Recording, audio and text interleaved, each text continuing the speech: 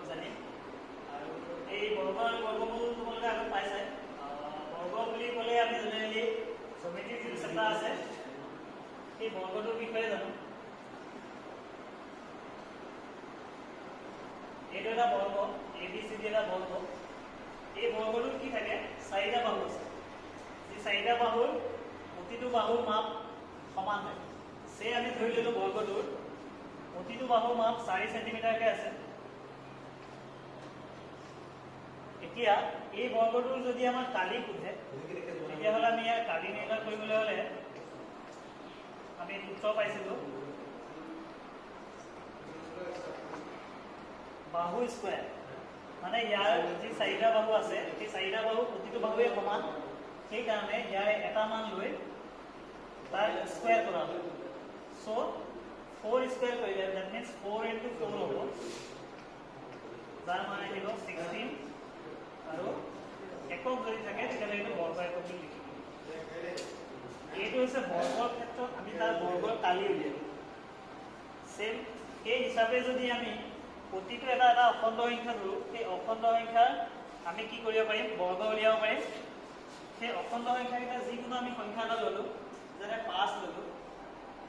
যদি আমাক 5ৰ বৰ্গ বুলি সোধে 5ৰ বৰ্গ কিমান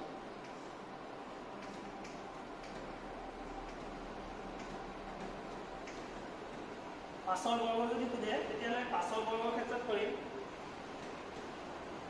5 স্কয়াৰ যেটো আমি কালি সূত্ৰত পাইছো বৰ্গৰ তেনেকে 5 স্কয়াৰ লিখি মানে বৰ্গ কৰিম তাৰ দুগুণ কৰি দিলো সৰি সেম নাম্বাৰটো দুবাৰ কৰিম সো 5 * 5 হৈ যাব 25 এইটো হৈছে 5ৰ বৰ্গ যাক আমি 5 স্কয়াৰ বুলি লিখিম আৰু তাৰ ভ্যালুটো 25 এইটো এটা লাইন স্কিপ কৰি লিখিব পাৰো এনেকে 5 স্কয়াৰ = 20 ঠিক তেনেকে কন্টিনিউয়াসলি যদি আমি নাম্বাৰবিলাক লওঁ 6 স্কয়াৰ = 36 যেটো আমি সহজতে পূৰণ নেওতা মাতিও কৰিব পাৰো যেনেকে 11 স্কয়াৰ কৰিলে আমি 120 1 পাম ঠিক তেনেকে 12 স্কয়াৰ কৰিলে আমি 144 এইটো হৈছে যিকোনো এটা অখণ্ড সংখ্যাৰ বৰ্গ উলিওৱা নিয়ম তাৰ স্কয়াৰ কৰি দিব লাগে মানে সেম নাম্বাৰটো দুবাৰ মাল্টিপ্লাই কৰিলে আমি কি পাম সেই সংখ্যাটোৰ বৰ্গ উলিয়াব পাৰো এতিয়া আমি ইয়াৰ পৰা এটা বস্তু জানিব পাৰো যে প্ৰতিটো বৰ্গ সংখ্যাক আমি কি কৰিব পাৰো ক্ৰমিক সংখ্যাৰ যোগফল হিচাপে দেখুৱাব পাৰো যেনে মই এটা ক্ৰমিক সংখ্যা লিখি দিছো যেনে 4 লৈছো 4 এটা বৰ্গ সংখ্যা তাক আমি 2 স্কয়াৰ বুলি দেখুৱাব পাৰো দ্যাট মিন্স ইয়াত এটা আমি কথা জানিব লাগিব 2 স্কয়াৰ দ্যাট মিন্স মই এটো কি লিখিব পাৰিম 1 + 3 মানে ইয়াৰ পৰা যদি আমি লক্ষ্য কৰো 4 = 2 স্কয়াৰ বুলি দেখুৱাইছো যে 2 স্কয়াৰ দ্যাট মিন্স 4 মানে আমি 1 + 3 কৰিলেও 4 পাম য'ত এই দুটা প্ৰতিটো এটা এটা কি আছে অযুগ্ম সংখ্যা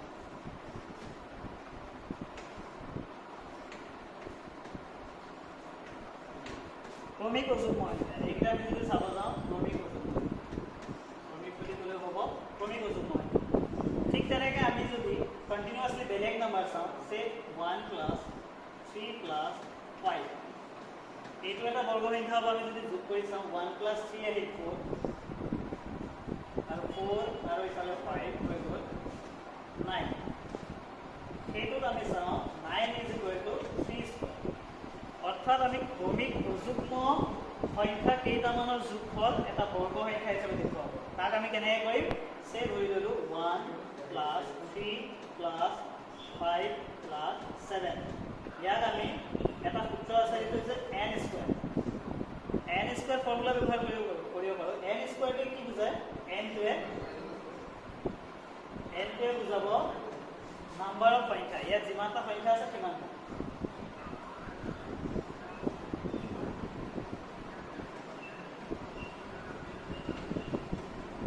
অৰ্থাৎ অংক বুলিও ক'ব পাৰি ইয়াত যিমানটা অংক আছে 1 2 3 4 চাৰিটা আছে সো দ্যাট মিন্স ইয়াৰ উত্তৰ হ'ব 4 স্কয়াৰ 16 ইয়াক আমি যদি যোগ কৰি চাওঁ তাতে আছে 12 12 3 15 15 কে 16 সো আমি কেইটামান ক্ৰমিক সংখ্যা কিন্তু চাব লাগিব 1 ৰ পৰা তাৰ ষ্টাৰ্ট হ'ব লাগিব আৰু ঠিক ক্ৰমিক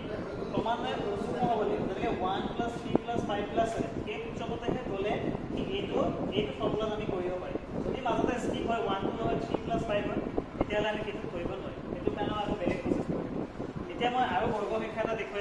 সংখ্যাবিলাক কেনেকৈনো গঠন হয় সেই বৰ্গ সংখ্যাবিলাক দেখুৱাই দিছোঁ। আমি সকলোৱে জানো যে 1 টো সদায় এটা সৰু বৰ্গ সংখ্যা, মানে ফাৰ্ষ্ট এইটো হৈছে 1টো হৈছে বৰ্গ সংখ্যা, কাৰণ 1 স্কোয়াৰ কৰিলে আমি 1 পাম, তাৰপিছতো আহি গ'ল 2 স্কোয়াৰ কৰিলে আমি 4 পাম, এনেকৈ কণ্টিনিউৱাছলি পাম। চ' আমি যদি চাওঁ, মই এই সৰু গুণ চিহ্নটো এইটো এটা বৰ্গ সংখ্যা, যিহেতু আমি 1টো বৰ্গ সংখ্যা পাইছোঁ, 1 স্কোয়াৰ ইজ ইকুৱেল টু 1, চ' এইটোক আমি কি কৰিলোঁ, এটা বৰ্গ সংখ্যা কৰিলোঁ। ইয়াৰ নেক্সট যিটো বৰ্গ সংখ্যা হ'ব, যদি মই চাওঁ ইয়াত এইটো এটা ল'লোঁ, ইয়াৰ পিছৰ বৰ্গ সংখ্যা কোনটো হ'ব আমি কেনেকৈ গম পাম? বৰ্গ হ'বলৈ হ'লে তাৰ এটা চিত্ৰ আছে যে বৰ্গৰ চাৰিটা বাহু এনেকৈ সমান হ'ব লাগিব, মানে বক্স স্কুৱেৰ হ'ব লাগিব। চ' এইটো স্কুৱেৰ বনাবলৈ হ'লে মই ইয়াত আৰু এটা দিব লাগিব, গুণ চিহ্ন দিলোঁ, ইয়াত আৰু এটা দিলোঁ, ইয়াত আৰু এটা দিলোঁ। এতিয়া যদি মই এইকেইটাক জইন কৰোঁ, তেতিয়াহ'লে দেখিম এটা স্কুৱেৰ হৈছে, আৰু যাৰ এনেকৈ দীঘলীয়াকৈ দুটা শূন্য বুলি ধৰিলোঁ, বা দুটা এনেকৈ গুণ চিহ্ন দেখিলোঁ, আৰু এনেকৈ পথালিকৈ চালেও মই দুটা দেখিলোঁ, ইফালে দুটা, এনেকৈ দীঘলীয়াকৈ দুটা। ডেট মিনছ ইয়াত কেনেকৈ দিম, প্ৰথমতে 1 সংখ্যাটো বৰ্গ সংখ্যা হয়েই, তাৰ লগত মই আৰু 3 যোগ দিব লগা হ'ব, তেতিয়া কি হ'ব, তেতিয়া 4 পাম। মানে ইয়াৰ এই আগত যিটো প্ৰচেছ কৰিলোঁ 1 + 3 + 5, সেই প্ৰচেছটো ছেম এইটো নিচিনাকৈ গৈ থাকিব। এতিয়া 4ৰ পিছৰ বৰ্গ সংখ্যাটো জানিবলৈ হ'লে আমি কি কৰিব লাগিব, প্ৰথমতে মই 4টা গুণ চিহ্ন দি ল'ম। ইয়াৰ নেক্সট বৰ্গ সংখ্যা পাবলৈ হ'লে মই কি কৰিব লাগিব, ইয়াৰ তলফালৰ শাৰীটো বহাই গৈ থাকিম, ইয়াত এটা দিলোঁ, ইয়াত এটা দিলোঁ। এতিয়া যদি আমি চাওঁ 6টা হ'লে যদি আমি জইন কৰোঁ, এটা বৰ্গৰ নিচিনাই লাগে যদি দেখিবলৈ যাওঁ, কিন্তু জইন কৰাৰ পিছত আমি গম পাম যে এইটো এটা বৰ্গ নহয়, কাৰণ কি তলফালে আমি পথালিকৈ দেখিছোঁ 3টা গুণ চিহ্ন আছে, আৰু দীঘলীয়াকৈ দেখিছোঁ 2টা আছে, মানে সি বৰ্গ নাই হোৱা। তলফালেও যিমানকেইটা থাকিব লাগিব, অৰ্থাৎ পথালিকৈ যিমানটা শূন্য থাকিব লাগিব, দীঘলীয়াকৈ কিমানটা থাকিব লাগিব। ডেট মিনছ ইয়াত আমি কি কৰিব পাৰিম, সেইকাৰণে আমি ওপৰত আৰু এটা এটা শূন্য ভৰাই দিম। এতিয়া যদি আমি ইয়াত জইন কৰোঁ, তেতিয়াহ'লে আমি কি দিম, এনেকৈ জইন কৰি দিওঁ। এতিয়া এইটো এটা পূৰা সম্পূৰ্ণ বৰ্গ হৈ গৈছে, কাৰণ ইয়াত আমি পথালিকৈ চাইছোঁ 1, এইটো এটা শাৰী, 2টা শাৰী, 3টা শাৰী, আৰু দীঘলীয়াকৈ চাওঁ 1টা শাৰী, 2টা শাৰী, 3টা শাৰী। আল্টিমেটলি ইয়াত কি হৈছে, দীঘে পথালিয়ে সমানে সমানে হৈছে,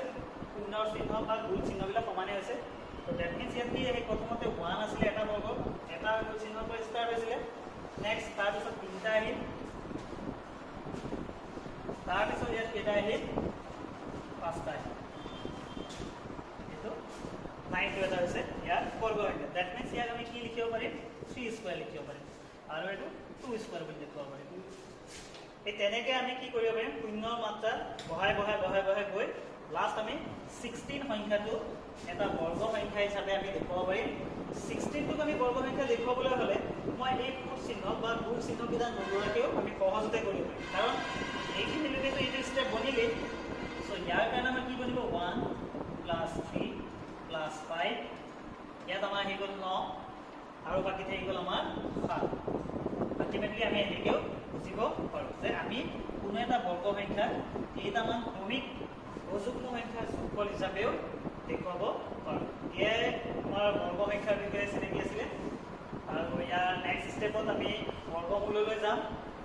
আজি তেতিয়াহ'লে বৰ্গ সংখ্যাখিনি তোমালোকে চাবা, 5 স্কুৱেৰ, 6 স্কুৱেৰ, 7 স্কুৱেৰ, তেনেকৈ পূৰণীয়তা মাতি মাতিও তোমালোকে বৰ্গ কৰিব পাৰা। আৰু এই গুণ চিহ্নৰ হয় যিটো বুজালোঁ, এটাৰ পিছত 3টা গুণ চিহ্ন হ'লেহে এটা বৰ্গ সংখ্যা আহিব, এটাৰ পিছত 3টা হ'ল, তাৰপিছত আৰু 5টা হ'লেহে বৰ্গ সংখ্যা হ'ব। চ' তেনেকৈও আমি কি কৰিব পাৰিম, বৰ্গ সংখ্যাৰ বিষয়ে জানিব পাৰিম। আৰু ইয়াৰ বিতংভাৱে ইয়াৰ ডিটেইলছত যিখিনি চেপ্টাৰৰ প্ৰশ্ন আছে, সেইখিনি আমি পিছৰ কালাংশত আলোচনা কৰিম। আজিলৈ ইমানে। আৰু মনত ৰাখিবা, এইটো চেনেলৰ যিখিনি আছে সেই চেনেলটোত গোটেইখিনি আপডেট পাবলৈ হ'লে শুভু আছাম ইউটিউব চেনেলটোত ছাবস্ক্ৰাইব কৰিবা, লাইক কৰিবা। আজিলৈ ইমানতে সামৰিছোঁ। নমস্কাৰ।